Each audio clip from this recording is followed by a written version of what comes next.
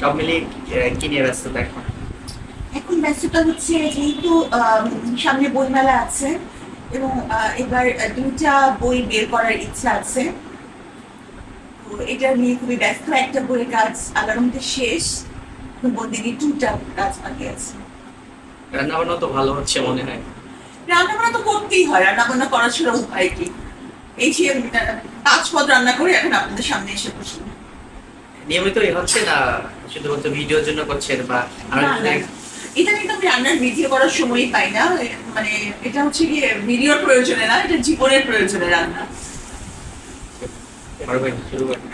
আচ্ছা, আমরা সবাই জানি যে আপনার লাল রং পছন্দ। তা লাল রং পছন্দের আসলে পিছনের কারণটা কি?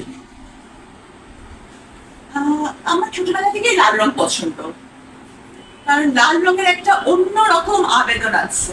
হ্যাঁ, আর